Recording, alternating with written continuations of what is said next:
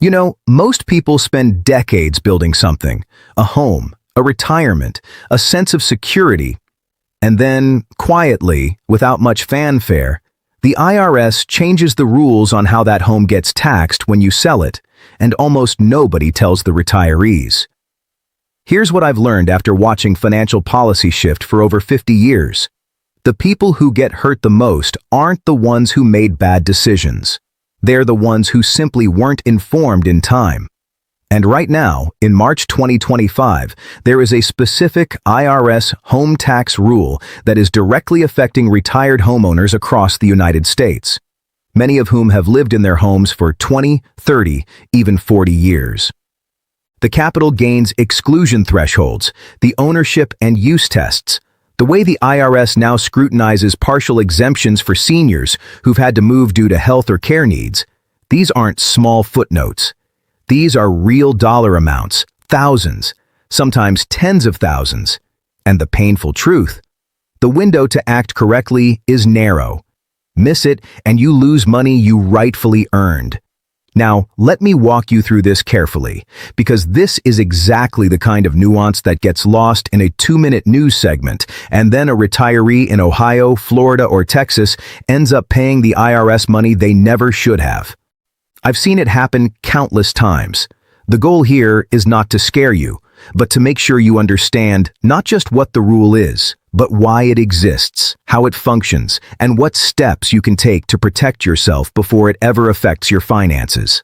Most people think they already know the rule.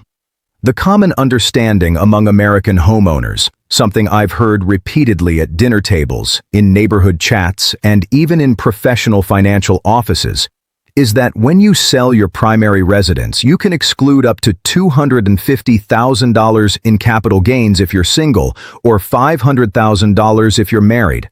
That law is real. It still exists.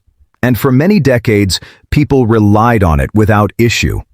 But here's where it gets tricky, and where March of 2025 becomes critically important for retirees and anyone relying on these rules to plan their financial future. The complication arises because the law is not static in practice. It interacts with timing, prior exclusions, and other tax events in ways that can catch people off guard.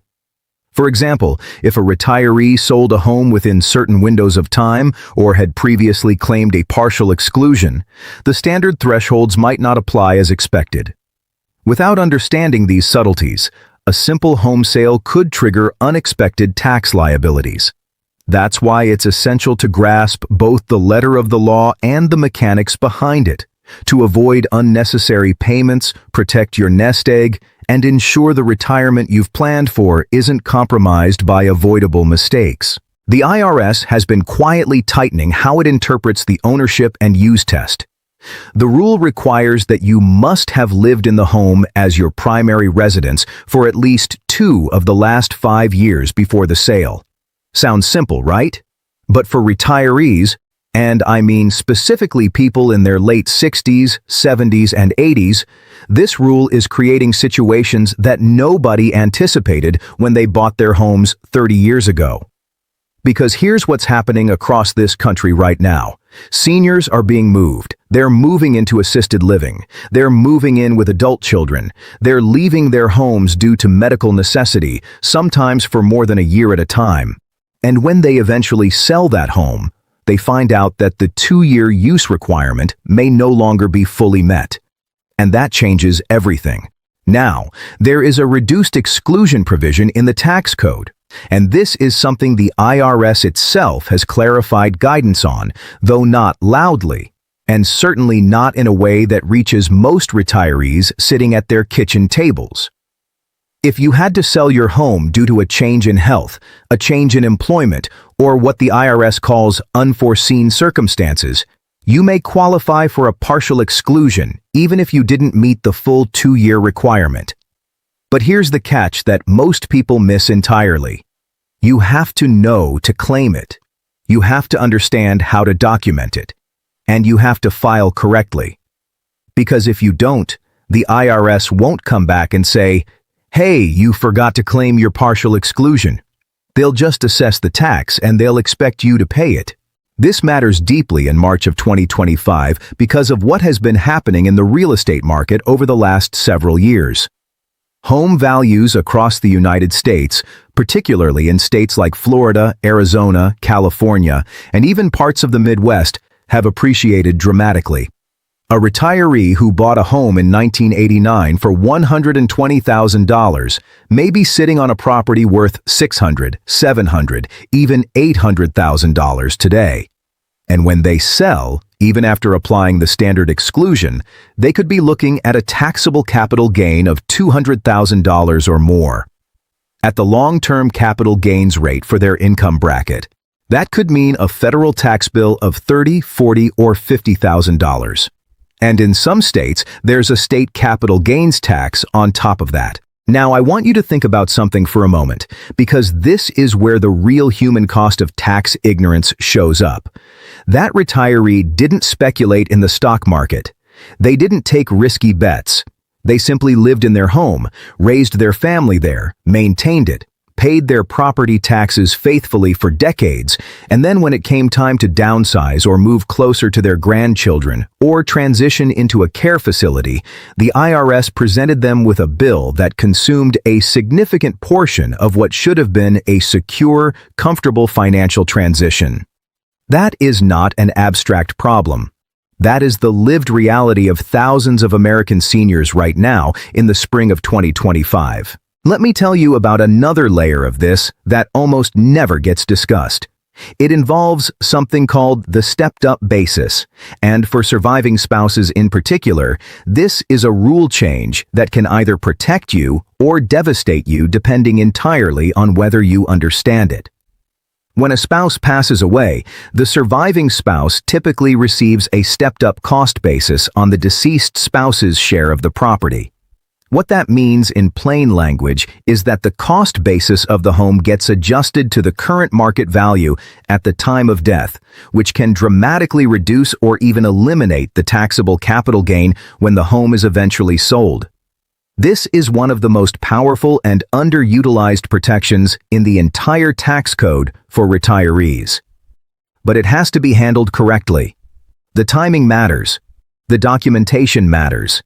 And if the home is sold too quickly, or if the paperwork isn't done properly, that benefit can be partially or entirely lost. And this connects to something that I think is fundamental to understanding how the IRS and the American tax system actually work in practice versus how people believe they work. Most Americans, and I include people who are genuinely intelligent, hardworking, and financially responsible, most Americans operate on a version of the tax code that they learned 20 or 30 years ago. They know the broad strokes, they know the headlines, but the details, the interpretations, the IRS guidance memos, the updated instructions in the Schedule D worksheet, those things change, and they change in ways that accumulate quietly over time until suddenly a retiree is in a tax professional's office in March, getting ready to file, and they discover that the world they thought they understood looks very different from the one the IRS is actually operating in. Now here's something I want to address directly, because I hear this concern from seniors constantly. Many people believe that because their income is modest in retirement, they're living on Social Security, maybe a small pension, some savings distributions, they think their tax situation is simple. And for some people, it genuinely is. But if there is a home sale involved, that assumption can be catastrophically wrong. A home sale doesn't just affect your capital gains tax. It can affect the taxability of your Social Security benefits. It can affect your Medicare premium costs through what's called IRMAA, the income-related monthly adjustment amount. A large capital gain in a single year can push your income into a bracket where up to 85% of your Social Security benefit becomes taxable, and where your Medicare Part B and Part D premiums increase significantly.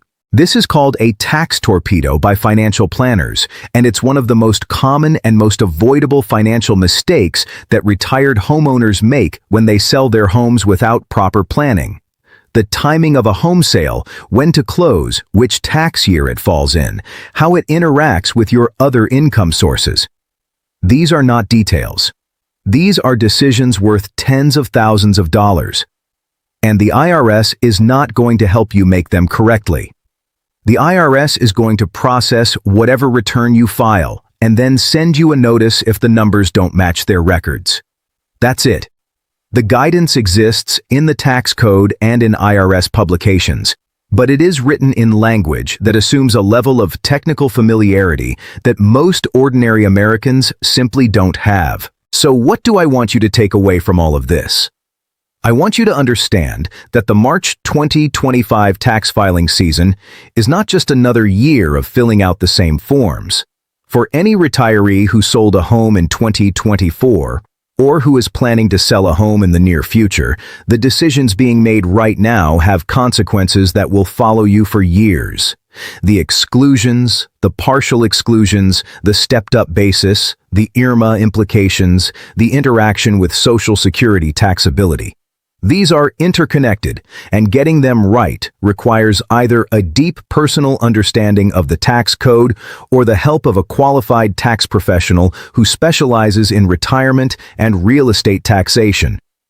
I've always believed that the greatest financial mistakes aren't made out of greed or recklessness. They're made out of ignorance, quiet, innocent ignorance. A person who doesn't know what they don't know is in a far more dangerous position than someone who knows they have a problem and is working to solve it. And the entire purpose of what I'm sharing with you today is to move you from the first category into the second. Because once you know that these rules exist, once you understand the basic framework of how the IRS treats home sales for retirees, you can ask the right questions. You can seek the right help. You can make decisions that protect the retirement you've spent your entire life building. The IRS is not your adversary in the sense that it's trying to trick you, but it is entirely indifferent to whether you understand the rules or not. It will apply the law as written, and if that law costs you money that you could have legally avoided paying, that is not the IRS's concern. It is yours. And the seniors who come through this tax season in the best financial shape will be the ones who took the time, right now in March, to make sure they understood what the rules actually are, not what they remembered them being, not what a neighbor told them at a cookout 3 years ago, but what they actually are today. That is the difference between a retirement that feels secure and one that gets quietly eroded by a tax bill that nobody saw coming.